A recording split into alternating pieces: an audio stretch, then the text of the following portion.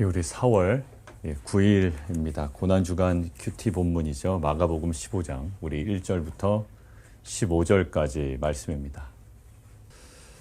얼마 전에 요한복음에서 우리가 좀 다른 표현이지만 봤던 본문이에요. 1절 한번 보실까요? 새벽에 라고 나와 있습니다.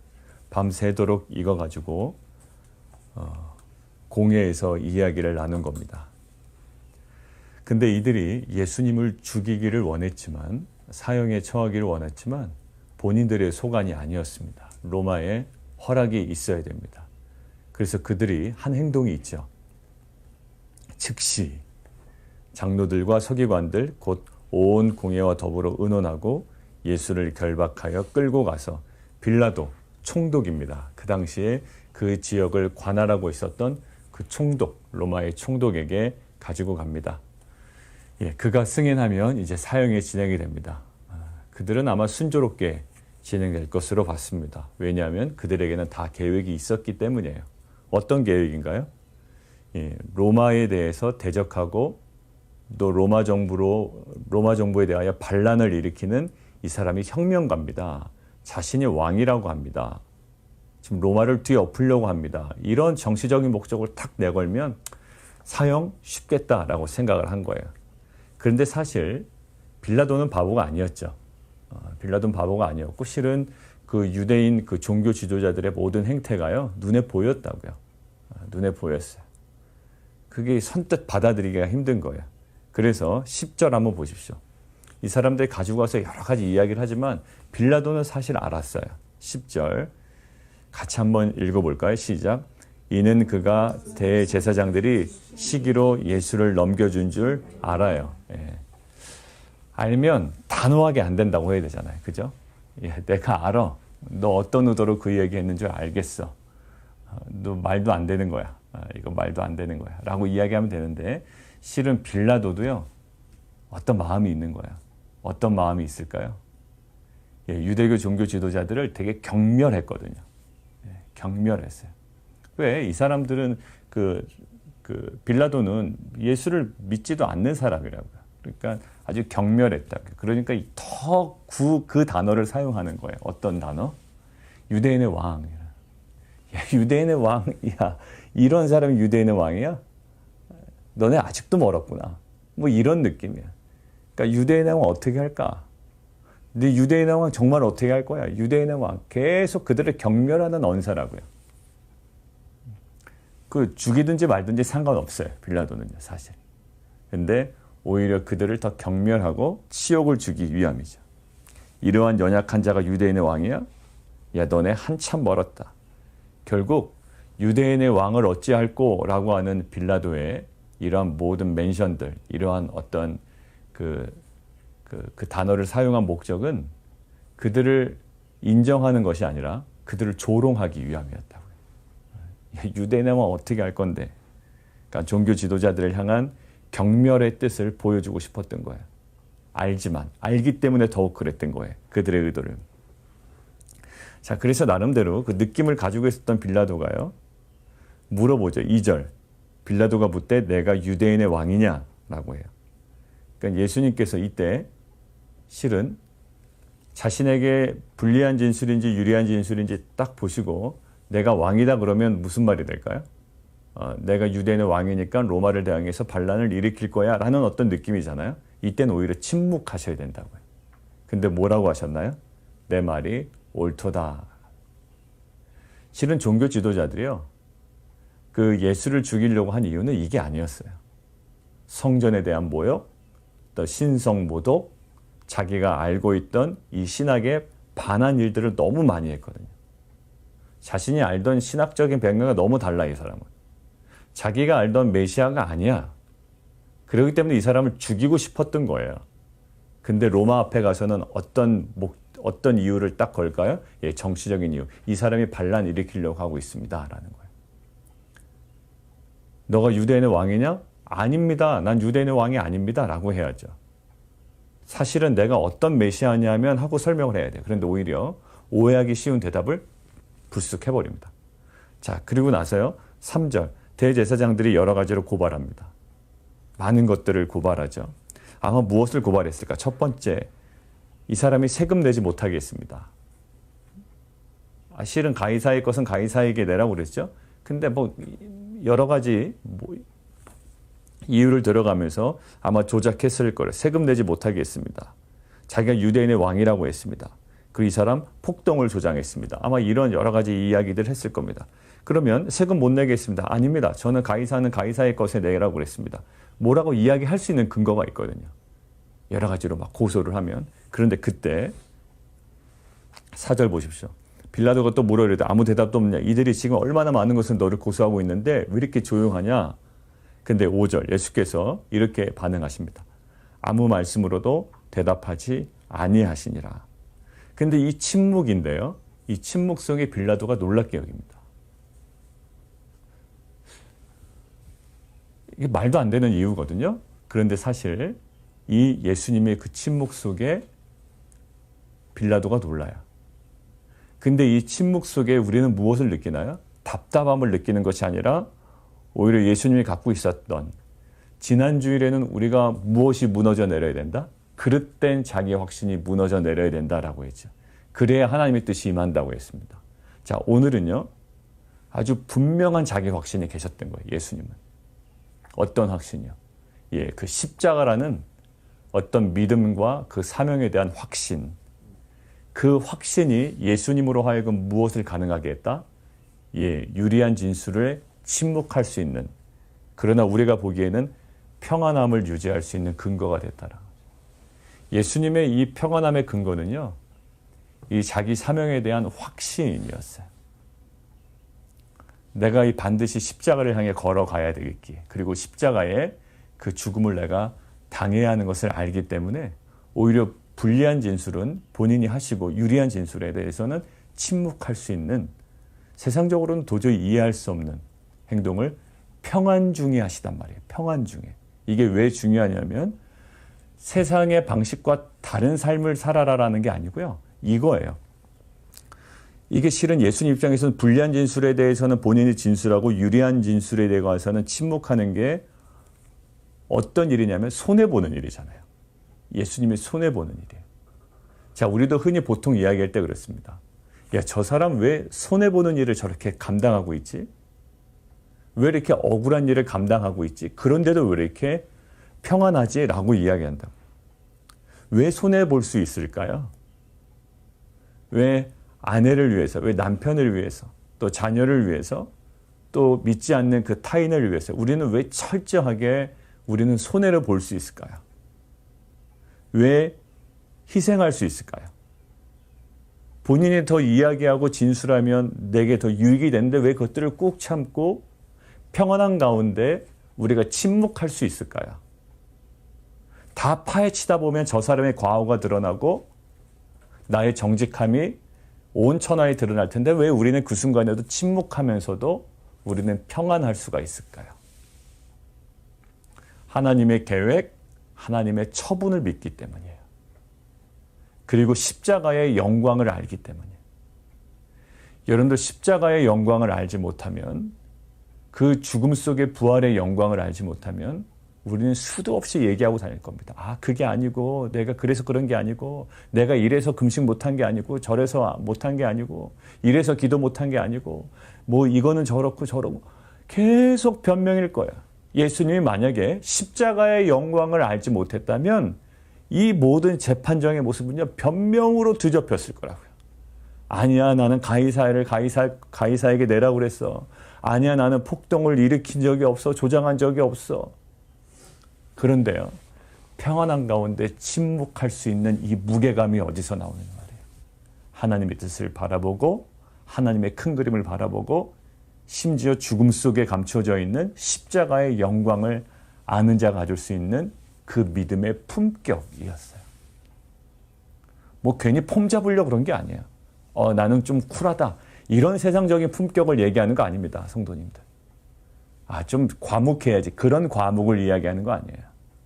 오히려 과묵이 무기가 될 수가 있습니다. 저 사람 말 안 하지 않네? 뭐 그런 어떤 분위기로 압도하는 게 아니고요. 이것은 침묵하면 본인에게 아주 불리한 상황이에요.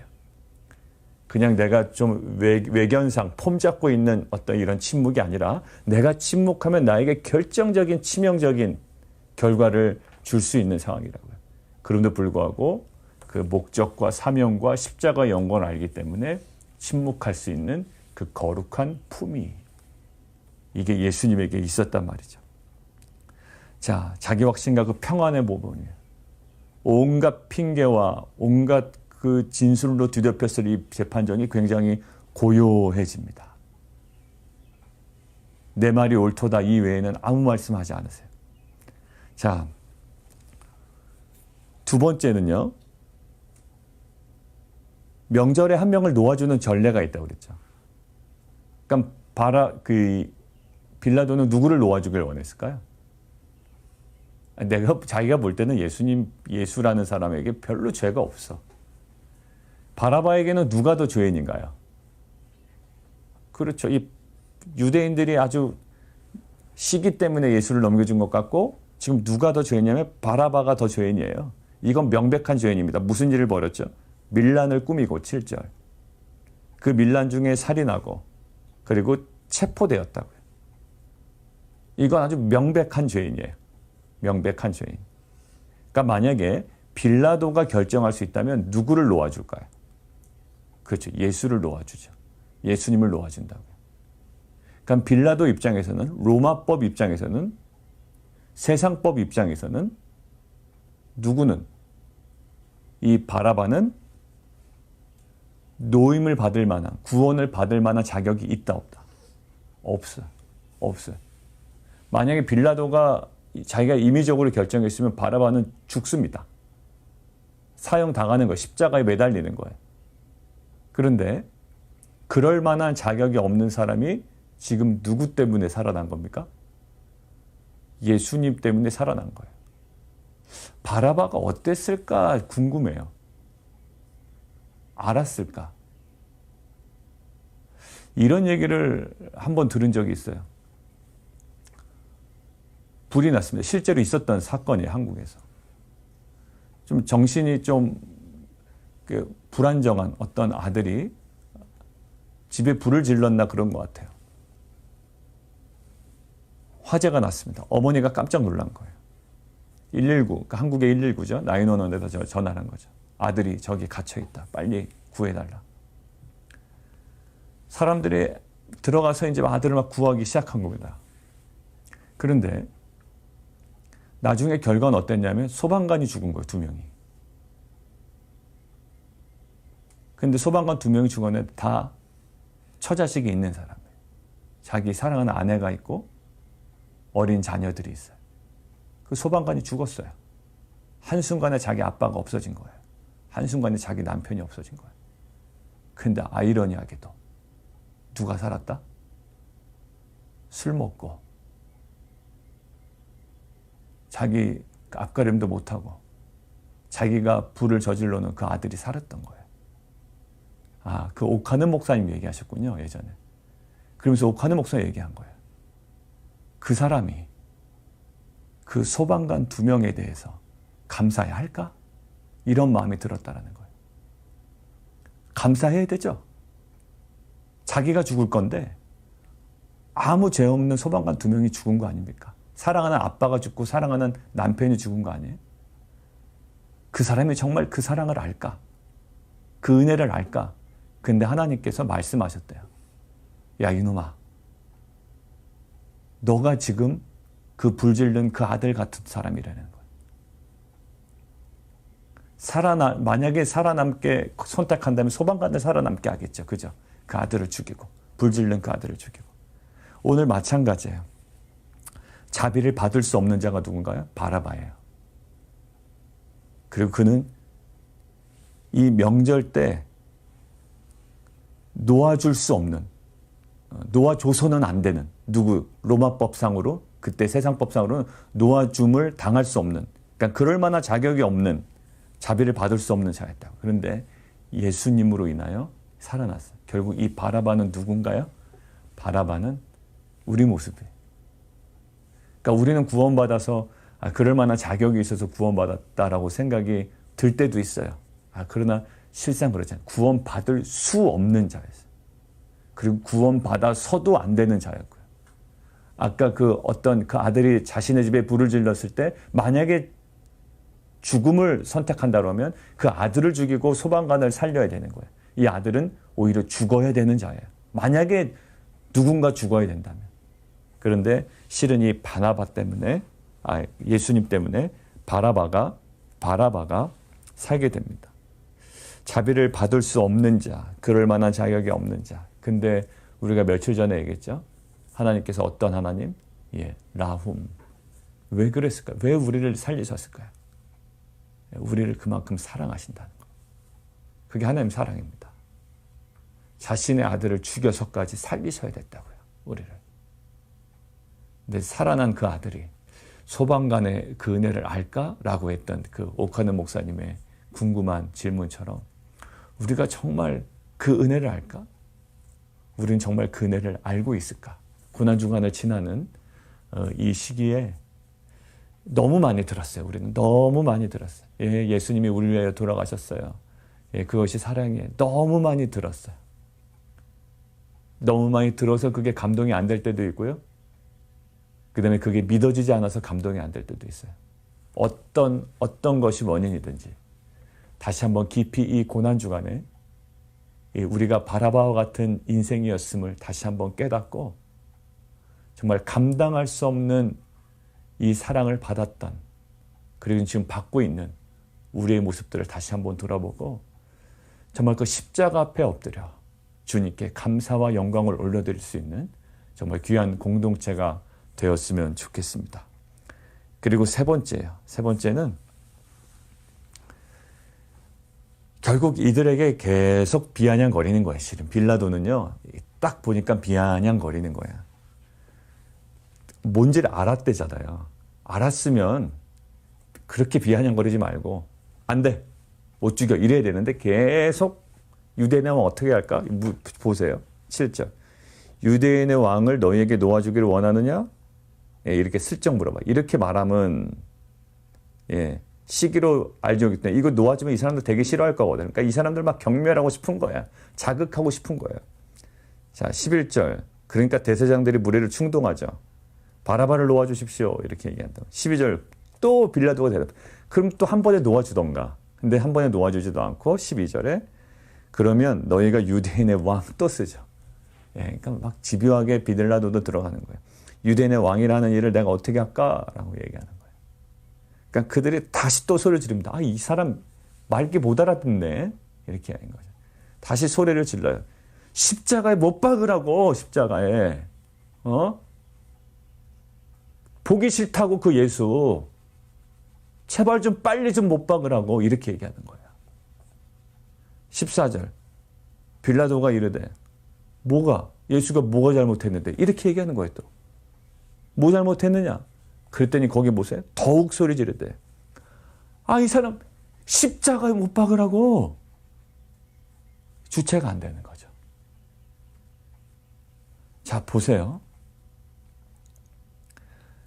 이 종교 지도자들이 얼마나 이율배반적이냐면 앞뒤가 없냐면 지금 이 사람들이 걸고 넘어진 게 실은 그들 안에 내부적으로 걸고 넘어진 건 종교적인 문제고 신학적인 문제예요. 근데 로마 사람들에게 딱 가져갈 때는 어떤 문제로 고소합니까? 정치적인 문제죠. 이 사람이 자신이 왕이래 라고 하는 거예요. 그죠? 근데 왕이라고 하는 것 치고는 너무 한 일이 별로 없어. 막 전복 계획을 세운다든가 반역하는 계획을 세운다든가 밀란을 꾸민다든가 이런 게 없었거든요. 그죠? 내가 왕이니 구테타를 일으키자 이런 거 없었어요. 근데 정말로 구테타를 일으키고 밀란을 일으키고 사람까지 죽인 사람이 누굽니까? 바라바 아니에요. 바라바.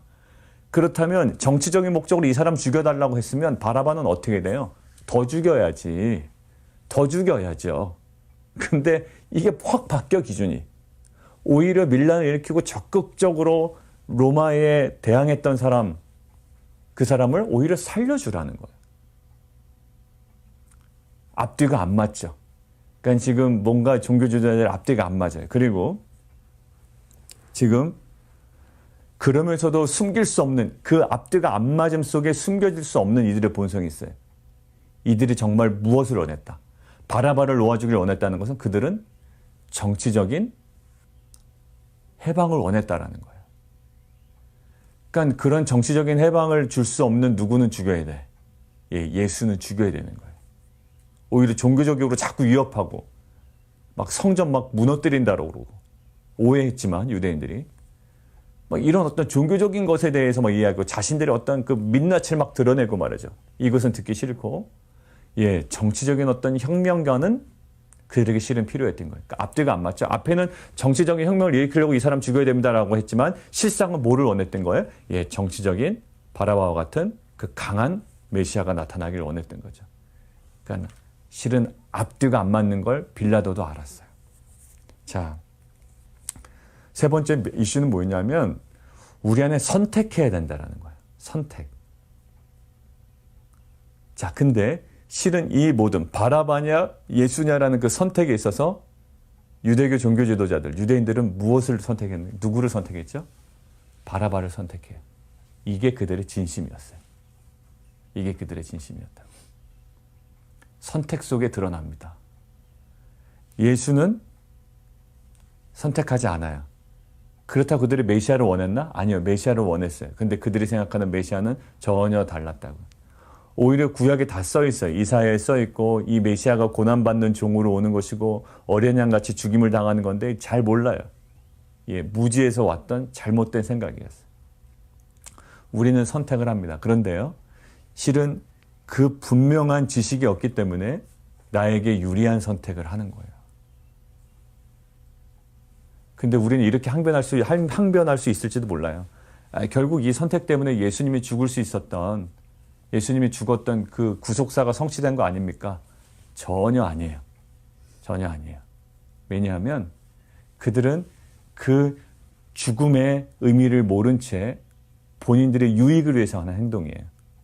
빌라도도 실은 빌라도에서 고난을 받아서 십자가를 못 박혀 죽었다라는 사도신경이 있잖아요. 우리 침례교에서는 우리가 함께 예배 시간을 고백하지는 않지만 그런 빌라도 때문에 예수님이 죽었으니 빌라도가 구속사를 성취한 도구였다? 이렇게 보지 않는다고요. 왜? 왜냐하면 그 분명한 목적을 알지 못한 채 본인들의 유익에 따라 행동한 거예요. 결국 개인적인 목표를 이룬 것 같을 거예요. 그들은. 빌라도는 자꾸 이렇게 하다가는 밀란이 일어나면 안 좋거든. 그래 오케이. 그들을 만족시켜주기 위해서 그냥 죽였어요. 본인의 목표를 위해서 결정한 거고요. 유대교 종교 지도자들은 본인의 어떤 종교적인 껄끄러움, 신학적 껄끄러움 때문에 예수 좀 죽이라고 했던 본인의 목표가 이루어진 거예요. 그들의 목표가 이루어진 거예요. 그들의 입장에서는. 근데 그거를 덮는 우리가 지지난주에 얘기했던 그거를 덮는 하나님의 큰 계획, 신적 계획으로 인간의 계획을 덮어버리셨다고요. 그들은 그들의 계획의 목표가 달성이 된 거고요. 빌라도는 빌라도 나름대로의 목표가 달성이 된 거예요. 그러나 그것을 인하여 참 너희 때문에 하나님의 계획이 성취됐어라고 이야기할 수가 없어요. 왜? 과정도 옳지 않았을 뿐더러요. 결국 그들은 그들이 원하는 목표를 봤기 때문에 그래요. 우리가 무엇을 선택할 거냐라는 것은요. 어떠한 목표를 갖고 있느냐에 귀결돼요. 여러분들 어떠한 선택을 하느냐는 여러분들이 어떠한 목표를 갖고 있느냐예요. 비즈니스가 잘 되고 여러분들 자녀의 그 대학원 진학이나 대학 진학이나 여러 가지 여러분들의 개인적인 목표가 있다고요. 근데 그 개인적인 목표가 반드시 하나님의 나라와 연관이 되어 있어요. 그게 구속사로 연관이 되어 있다고 그랬죠. 어제도 하심 때 얘기 나눴습니다. 신약 하심 때 바울과 실라가 옥에 갇혀요. 옥문이 열린 게 구속사가 아니에요. 옥문이 열린 이후에 간수가 죽으려고 할 때 간수를 붙잡아 말리고 간수에게 복음을 전했더니 그 밤에 간수가 자기 집으로 그 사람들을 데려가서 온 가족을 예수님 믿게 하는 일이 벌어졌다고요. 그 하나님의 계획대로 우리가 그 삼고 있는 그 모든 것들, 이것이 진정한 구속사라고요. 사랑하는 성도들, 우리는 수많은 것들을 선택할 거예요. 그리고 수많은 것들을 선택하면서 살아왔어요. 그러나 이 고난주간을 지나는 이 시즌에 우리의 선택은 무엇을 목적 삼고 있는지에 관한 것과 아주 밀접하게 연관되어 있습니다. 내 개인적인 목표와 연관되어 있지만 실은 지금 이것이 궁극적으로 이루어져야 될 하나님의 나라와 무엇과 상관이 있는지를 우리는 알아야 돼. 우리 자녀들의 목적이, 우리 자녀들의 진학이, 이 비즈니스가 하나님 나라와 어떠한 연관이 있는지 이것들을 말씀과 성령 가운데 깨달아가는 공동체가 되기를 원합니다. 왜 우리 교회가 성장해야 되죠? 왜 우리 교회가 많은 성도님들이 와야 됩니까? 왜 우리가 복음을 전해야 됩니까? 그리고 여러분들의 비즈니스가 왜 이렇게 성장해야 되고 커나가야 되죠? 예, 그 모든 것들이 이 지금 나와 있는 유대인 종교 지도자들이나 빌라도의 개인적인 목표에 갇혀 있는 것이 아니라 하나님 나라의 관점으로 그것들이 확 열려버리는, 그 영적으로 그것이 바라보고 조망되어지고 소망되어지는 귀한 공동체가 되기를 원합니다. 우리 함께 좀 기도하겠습니다. 이 시간 우리가 좀 함께 기도했으면 좋겠는데요.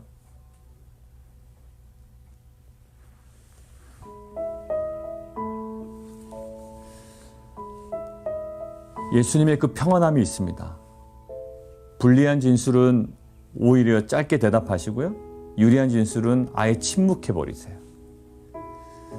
굉장히 많은 변명과 또 이 피의자 진술로 가득 찼을 이 법정이요. 오히려 굉장히 고요해집니다. 주님은 평안해지시는 거예요. 이 평안함은 어디서 나왔을까요? 그 십자가의 영광을 알기 때문에 그 하나님의 거룩한 뜻을 품고 있는 자에게 보여줄 수 있는 정말 그 믿음의 품격인 줄 믿습니다. 우리는 너무나도 수많은 말들을 내뱉고 또 많은 변명들로 인생을 커버합니다.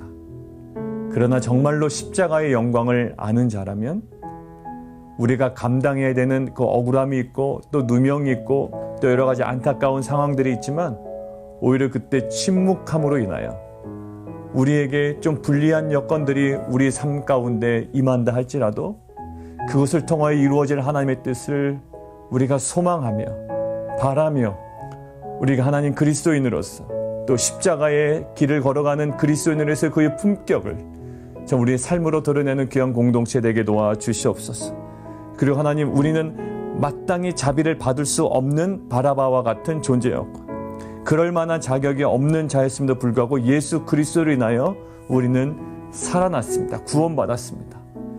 그 은혜를 알까라고 이야기했던 그 오카는 목사님의 말씀처럼 하나님 이 고난 주간에 하나님 그 그리스도 하나님의 우리를 향한 그 사랑과 은혜를 다시 한번 우리가 하나님 그 십자가 앞에 내려놓고 하나님 감사와 영광을 올려드리는 귀한 공동체 되게 도와주십시오. 우리 함께 기도하며 나가도록 하겠습니다. 그리고 우리가 마지막으로 한 번만 더 기도할 텐데요. 무엇을 선택할 것인지는 굉장히 중요합니다. 특별히 유대교 종교 지도자들은요. 그들의 배경이나 또 그들의 민족성에 비춰서 보면 예수님을 선택했어야 돼요. 근데 그들은 바라바를 선택합니다. 아마 우리의 선택 중에 우리도 모르게 또 개인적인 유익을 위하여 또 내 개인적인 목표에 너무 집중하다 보니 어느 순간에 바라바를 선택하고 잘했다고 아마 서로에게 격려하고 있는 그런 모습이 우리 가운데 있을지도 모르겠습니다. 하나 우리가 바라바를 선택하고 하나님의 뜻을 이뤘다고 우리가 자축하며 우리가 하나님 그 교만한 모습이 우리 가운데 혹 있지 않습니까? 하나님 우리의 개인적인 목표에만 우리가 근시안적으로 반응하여 우리가 하나님 잘못 선택한 것이 없습니까? 우리가 과연 무엇을 목적 삼고 살아가는지 이 고난주간을 통해 오직 십자가만을 바라보며 침묵하셨던 예수님처럼 우리도 우리에게 허락된 그 십자가의 영광을 바라보며 오늘 하루의 선택이 복음 안에 진리 안에 온전한 선택이 될 수 있도록 주님 은혜 베풀어 주십시오. 우리 함께 기도하며 나아가도록 하겠습니다.